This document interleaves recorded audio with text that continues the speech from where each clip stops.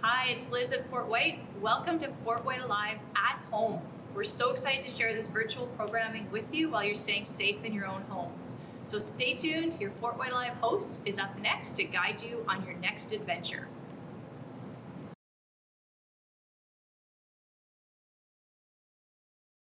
Hi there, my name's Connor. I'm the Public Program Coordinator here at FortWhyte.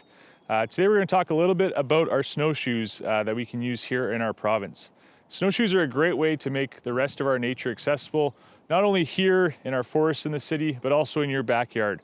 With snowshoes, if you're looking around your neighborhood, you might see there's a lot of places that are inaccessible, sometimes in the spring, the fall, and even the summer with things like or wetlands, overgrown areas, or even plants you have to deal with like poison ivy. In the wintertime, it allows us to explore a lot more of our outdoors and get to those hidden secret gems in our backyard.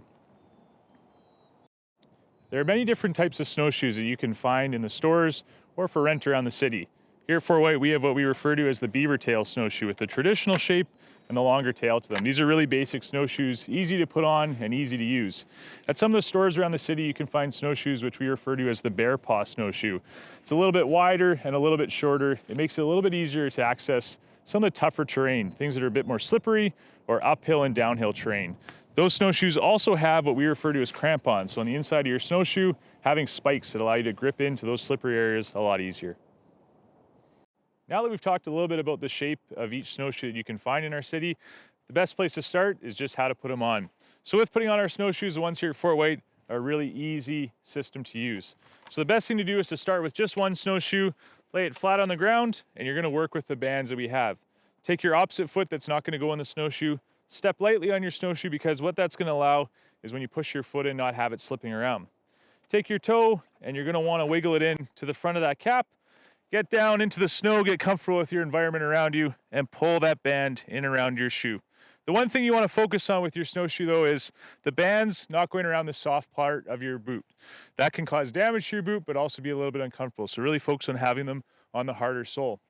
When you go to put on the next snowshoe, you want to just copy the same thing you just did, but really ensure that you step on with the previous snowshoe. So make sure to step on, wiggle that toe in there nicely, reach down and pull that band around.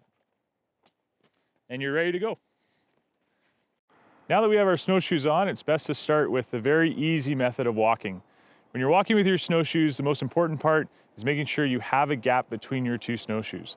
The more you start to walk and the closer your feet to get together, that's the easiest way that you can actually have a trip and a fall with snowshoes on.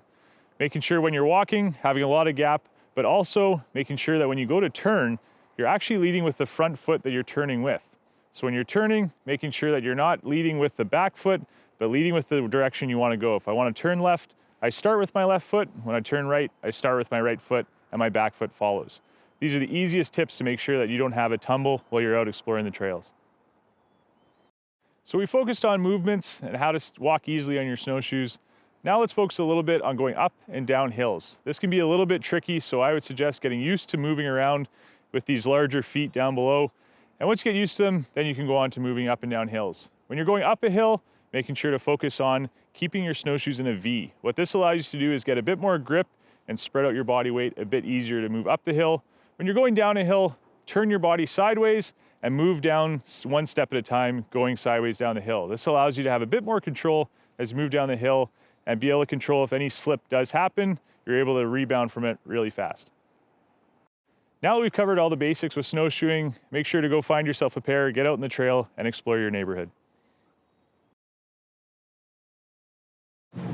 Thanks for tuning in and really hope you enjoyed the program. A big thank you to the Province of Manitoba Safe at Home Grant, which allowed us to bring you these virtual programs. Make sure you check out fortwhyte.org for a lot more programs and activities. See you again soon.